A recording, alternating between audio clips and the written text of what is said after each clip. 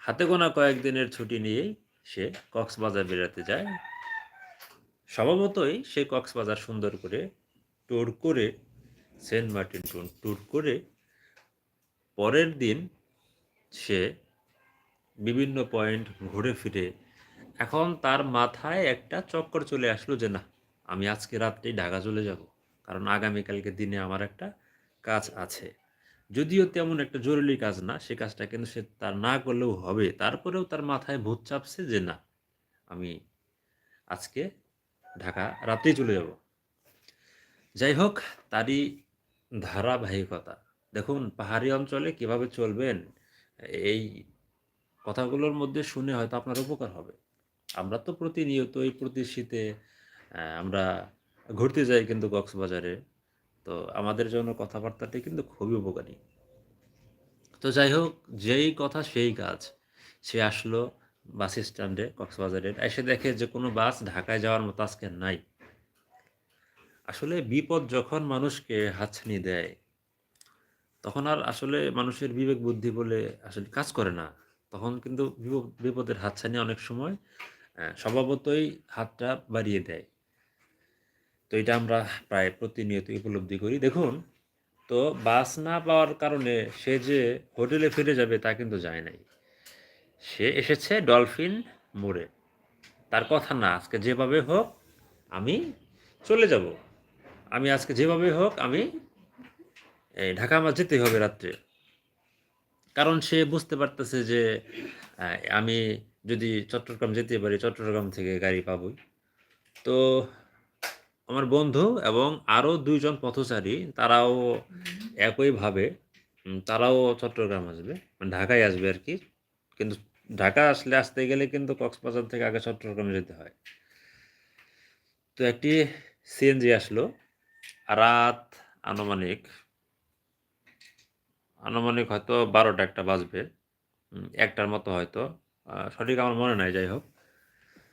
তো সিএনজি আসার পরে সিএনজি আলা ডাকতেছে যে, "চট্টগ্রাম, চট্টগ্রাম।" তখন আমার বন্ধু আরো ২ জন পথচারী, এরা ৩ জন মিলে সিএনজি আলারে বলছে, "কই যাবেন?" কয়, "চট্টগ্রাম যাবো, চলেন।" তখন উঠছে পিছনে ৩ জন। এখন ড্রাইভার যে সিএনজি ড্রাইভ করতেছে তার ২ সাইডে ২ জন আছে। তো ও বলল, ও যেটা বলল আর ভাষ্যমতে ও মনে করছে যে এটা হয়তো ড্রাইভারের লোক না, এরা হয়তো ওই প্যাসেঞ্জারই সামনে বসছে, হয়তো সামনে নেমে যাবে। দেখুন, পাহাড়ি রাস্তায় রাত্রিবেলা এরকম সিএনজিতে চড়া কিন্তু মহাবিপদ হয়ে থাকে। সেটি কিন্তু ওর মাথায় ধরে নাই। তো যাই হোক, কিছু দূর যাওয়ার পরে উম ও ও এবং পিছনে ওরা যারা ছিল ২ জন, মানে ওরা মোট ৩ জন পিছনে ছিল। তো ওরা এই খেয়াল করে যে ড্রাইভারের সাথে, সিএনজি ড্রাইভারের সাথে ২ সাইডের ২ জন এত যে কানাকানি করে কথা বলতেছে, মানে খুসুর কথা বলতেছে। বোঝা যায় না যে যদি কেউ কোনো একসাথে বসে আছে সামনে পিছে খুসুর কথা বলতেছে। মানে বুঝতে পারতেছে যে না, ওদের সাথে একটা বিপদ ঘটতে যাচ্ছে। ওরা আর বুঝতে বাকি নাই যে সামনে হয়তো তাদেরই কোনো ডাকাত দল তারা সেট করতেছে। অলরেডি কিন্তু মোবাইলেও কথা বলতেছে। ড্রাইভারের পাশ থেকে একজন মোবাইলেও কথা বলতেছে। মানে ডাকাত দলের সাথে কনট্যাক্ট করার চেষ্টা করতেছে। তো যাই হোক, এক পর্যায়ে পেছন থেকে ওরা বলল, "কি ভাই, এত কথা বলেন কেন? আর মোবাইলে এত কথা কিসের? সুন্দর করে সিএনজিটা চালিয়ে যান।"